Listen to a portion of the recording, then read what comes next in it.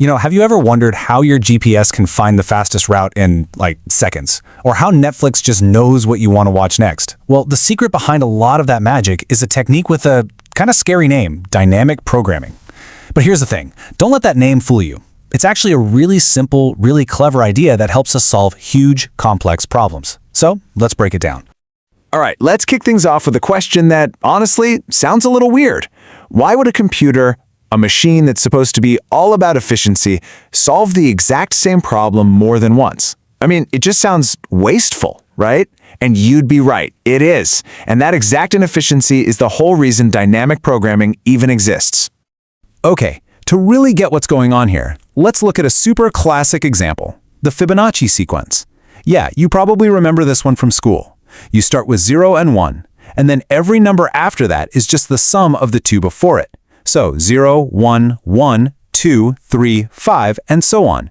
Seems simple enough, right? But there's a little trap hidden in there. Okay, so here's where the problem shows up. Let's say we want to calculate the fifth Fibonacci number, f5. Well, to do that, we need f4 and f3. Okay, simple enough. But wait, to get f4, what do we need? We need f3 and f2. Did you catch that? We need to calculate f3 to get f5, and we need to calculate it again to get f4.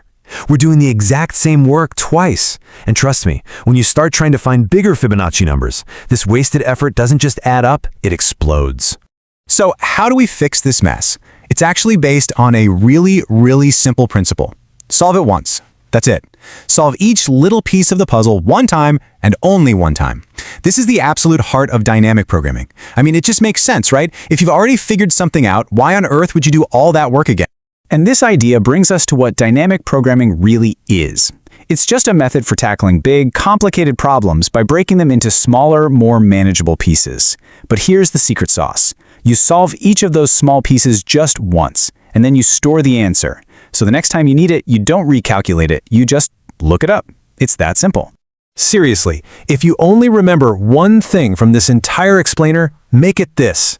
The magic here isn't some crazy, complicated math. It's just a simple idea. Avoid repeating your work. That's it. That's the whole secret. Okay, so when can we actually use this cool trick? Well, a problem needs to have two key ingredients. First, it has to have what we call overlapping subproblems.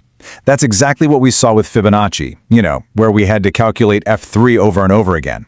And second, it needs something called optimal substructure. That just means you can build the best overall solution by using the best solutions to its smaller parts. If you've got those two things, you're in business. And here's why this matters so much. This is the payoff. Without dynamic programming, that simple Fibonacci problem gets out of hand fast. The time it takes to solve it grows exponentially. That's the crazy tall bar you see there. But with DP, it grows linearly, a nice, predictable, straight line. Just look at the difference on this chart. We're not talking about a small improvement here. We're talking about going from something that's basically impossible for large numbers to something that's super, super fast. All right, so we get why we need DP. It's a game changer. But how do we actually do it? Well, there are two main ways to go about it. Let's dive into the first one, which is called the top-down approach, or as you'll usually hear it called, memoization. The best way I've heard memoization described is like this. Imagine you're working through a really tough textbook. The first time you figure out a hard problem, you jot the answer down in the margin, right? So the next time you flip to a page and see that same problem again, you're not going to solve it all over. No way! You just glance over at your note in the margin and you're done. That's memoization. You're leaving yourself notes so you don't have to repeat the work. So what's really happening here is that memoization works with the natural, recursive way you'd think about the problem. You start with a big goal, say f of 5, and break it down. But before it does any work, it asks a simple question. Hey, have I solved this exact piece before? If the answer is yes, boom, it just grabs the stored result. If the answer is no, okay, it'll do the work, and then, and this is the crucial part, it saves that answer, so it never has to do it again. Okay, but that's just one way to do it. What if we completely flip the script? Instead of starting with our big goal and working our way down, what if we started with the smallest, easiest problems and built our way up? Well, that's the whole idea behind our second method, which is called tabulation. So if memoization is like writing notes in a book, tabulation is more like building a skyscraper. Think about it. You don't start with the penthouse and build down, right? Of course not. You start with a foundation. You solve the absolute smallest problems first, in our case, f of 0 and f of 1, and you use those answers to build the next level, f of 2. Then you use those to build f of 3, and you just keep going up floor by floor until you've reached the very top, your final answer. What's really different here is that this approach gets rid of recursion completely. Instead, you're usually just using a simple loop to build a table of results, like an array. You figure out f of 2 from f of 0 and f of 1, write it down. Then you figure out f of 3 from the values you now have, write it down. You just keep filling in your table, one spot at a time, until you get to the final answer you're looking for. So there we have it. Two different methods, memoization and tabulation, that both give us that incredible speed up. So the natural question is, which one's better? Well, the classic answer is, it depends. Let's put them side by side and see how they stack up. All right, let's look at the key differences. So memoization, that's our top-down method. It uses recursion. And honestly, a lot of the time, the code just feels more natural to write because it's kind of how your brain breaks down the problem anyway.